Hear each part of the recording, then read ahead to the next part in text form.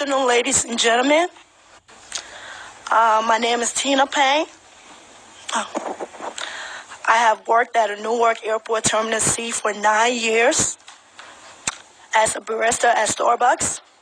I am here today to tell you that my co-workers and I need better wages in Newark Airport.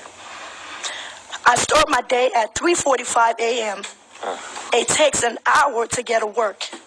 And once I get there, this pressure is high. We have to have everything ready to go by 5 a.m. sharp. If you have ever been at a Starbucks at 5 a.m., you know that the line is already long. The pace does not change throughout the day, as we normally hit 100 customers every 30 minutes. We take no breaks. We do this because we know that our customers need to catch their flights on time. What I'm trying to say is we want to work here. It's pretty ironic when we serve travelers, but we ourselves can't afford to go on trips. Even more ironic is that just across the river, people doing the same job makes more than us. The majority of my coworkers either work 2 jobs or are looking, myself included. I work overtime, but even with that, my 6-year-old and 1-year-old live in the attic. You know how that feels. Really bad. Sad. I want to provide a better life for them, but I can't with what I am making. What worse is that after 9 years of working here, I have shown my dedication and seen no reward for it. You, Commissioner, need to recognize that you have dedicated workers who help your airport to be a better place. We are working to help you, and now you need to do the same for us. Raise the minimum wage to $15 an hour. Thank you. Good afternoon, and best regards to the gentlemen who are departing. To piggyback off of what she said, I also work at Newark Airport. I've worked there 7 years so far, and realistically, I'm only 26 with no children. So, since I've been there, I've made $2.35 an hour, and that's with my raise. My initial rate was $2.13 an hour. I'm a tip worker. I'm a bartender. I understand that, but when it comes down to it, I don't think anyone can live off of that, and no one will tell me otherwise. I see the same people day in, day out, week by week for the past couple years. I work in the United Lounges, which are the members-only lounges, run by Sodexo as of now. I literally make the drinks. I pour the proper Guinness that you mentioned to the gentleman earlier. I know how to pour a proper Guinness, not the wrong way. And when it comes down to it, it doesn't make sense that people should be working overtime or working 2 to 3 jobs just to pay rent, just to pay car insurance, just to pay for a path trade, just to pay anything, period. No one can argue against me with that. Not one person in this room. Car insurance in New Jersey, sky high. I do believe it's the highest amongst the states. From there, rent in Jersey City down the block is $1,500 to $1,600 for a studio apartment. That means not a 1-bedroom, not a 2-bedroom. You have people who are literally sitting there with their kids in the attic. Heat rises.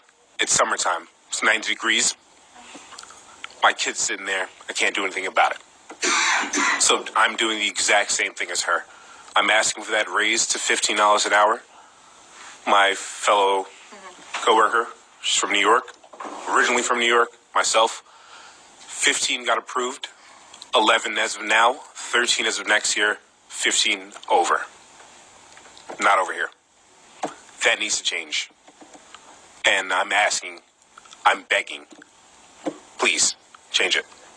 That's too close. My name is Dustin Jones. I am the founder of United for Equal Access New York. I have a question regarding wheelchair services for passengers with disabilities at JFK and LaGuardia airports. I have traveled through your airports and have been shocked at how long wait times, dirty wheelchairs, and untrained and overworked wheelchair attendant staff are.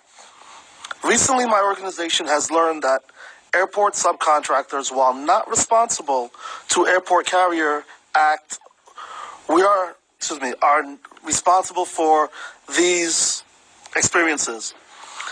This is a federal law that people with disabilities depend on to travel and must be taken seriously. I am concerned that passenger services at Prime Flight offers wheelchair users are inadequate and potentially harmful to passengers like myself.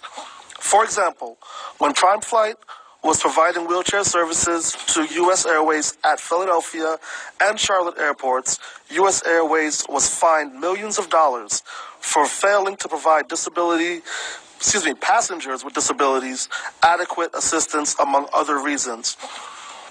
Contracts should not be awarded to vendors that have been fined or for failing to provide adequate service, safe and reliable assistance to people with wheelchairs.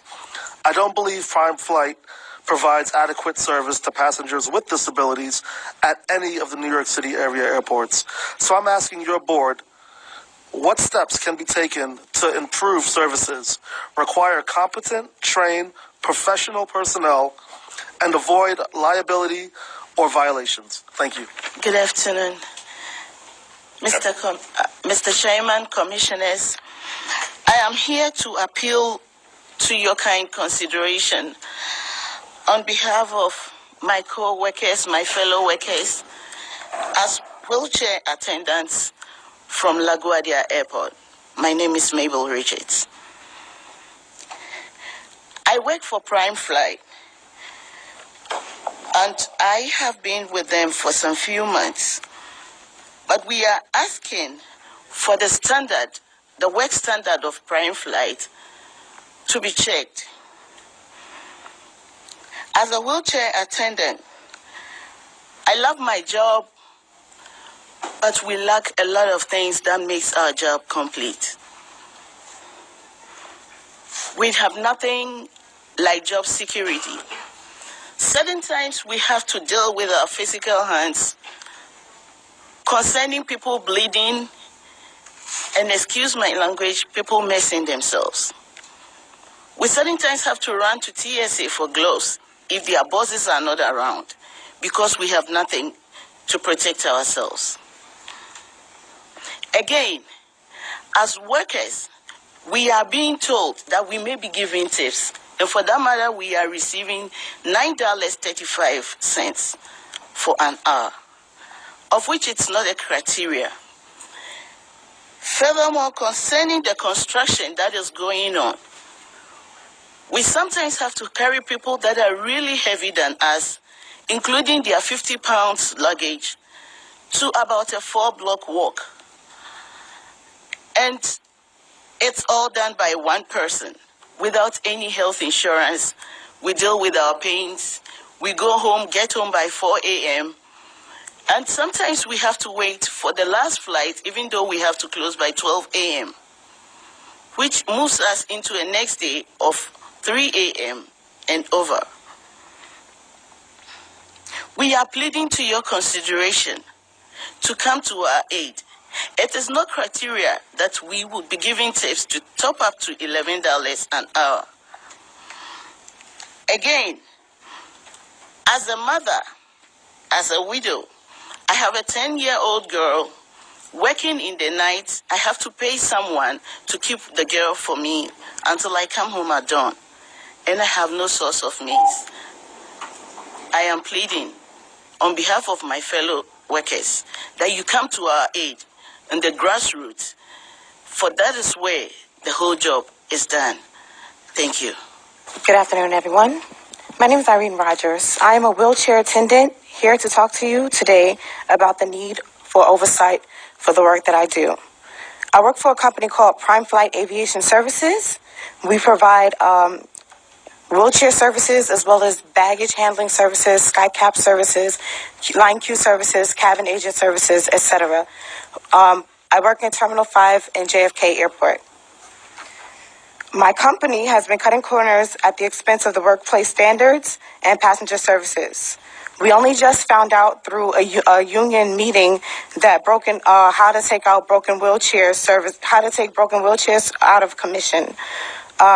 We don't receive the cleaning supplies that we need, so when passengers soil themselves, the wheelchairs are used and then they're taken to the next flight so that the next passenger can sit down in that same filthy wheelchair. We ask for cleaning materials and it's not given to us because we're told that it's too expensive. Our position is extremely understaffed.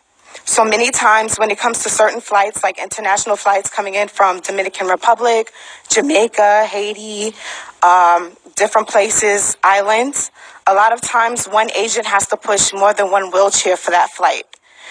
The unfortunate thing about that is that we don't have the adequate time to provide quality service for each individual and their needs.